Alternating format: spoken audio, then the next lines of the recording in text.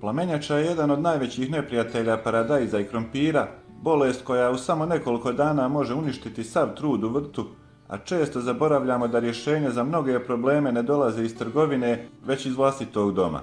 Postoji jedan prirodan sastojak, svakodnevan i lako dostupan, koji se pokazao izuzetno učinkovitim u zaštiti biljaka od bolesti, jačanju njihove otpornosti i poboljšanju rasta.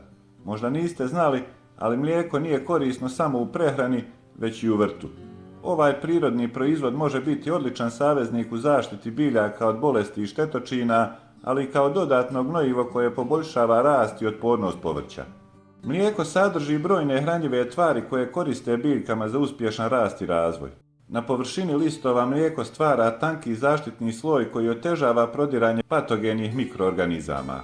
Osim toga, djeluje preventivno protiv gljivičnih i virusnih bolesti poput plamenjače i pepelnice, koje najčešće napadaju paradajz, krompir i krastavce. Ja ću vam danas pokazati 3 jednostavna, ali učinkovita prirodna rastvora kojima možete zaštititi svoje biljke, ojačati imunitet i spriječiti razvoj bolesti, bez hemikalija, na potpuno prirodan način. Za zaštitu biljaka koristi se sirovo, neprerađeno mlijeko, jer termičkom obradom gubi velik dio svojih korisnih tvari. Najčešći omjer je 1:10, dakle 1 dio mlijeka i 10 dijelova vode. Važno je ne koristiti čisto mlijeko, jer se zbog šećera koji sadrži može razviti plijesan ili neugodan miris. Za jaču zaštitu paradajza često se koristi kombinacija mlijeka i joda. U litar vode dodaje se 200 ml mlijeka i nekoliko kapi joda. Ova mješavina štiti od bolesti, ali ubrzava sazrijevanje plodova, pa s jodom ne treba pretjerivati. Još jedan koristan pripravak je kombinacija mlijeka i sode bikarbone, koja se koristi kao preventivno sredstvo protiv plamenjače i pepelnice, ali i kao zaštita za krompir, ne samo od bolesti, već i od napada krompirove zlatice, čije larve ne mogu probaviti mlijeko i izbjegavaju tretirane biljke. U 1 litar vode dodajte 100 do 200 ml mlijeka i jednu malu kaščicu soda bikarbone. Ako vam treba veća količina, onda za paradajz ide litar mlijeka na 5 litara vode i jedna velika kašika soda bikarbone.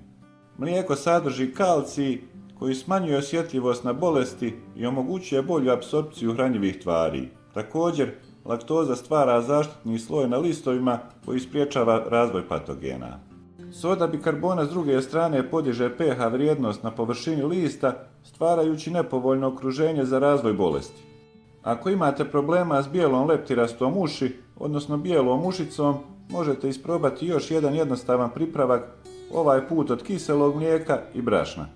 U 1 litar vode možete usuti 200 ml kiselog mlijeka, može biti jogurt ili kefir, svejedno je, i dodajte 2 kašike brašna i sve dobro promiješajte. Kiselo mlijeko sadrži korisne bakterije koje stvaraju nepovoljnu okolinu za razvoj štetnih mikroorganizama. Također, djeluje antibakterijski, ometajući probavni sistem štetnika poput bijele leptiraste uši. Brašno pomaže da se otopina duže zadrži na površini listova, što povećava učinkovitost. Ovaj pripravak je najbolje nanositi na donju stranu listova, jer se bijele mušice najčešće skrivaju tamo.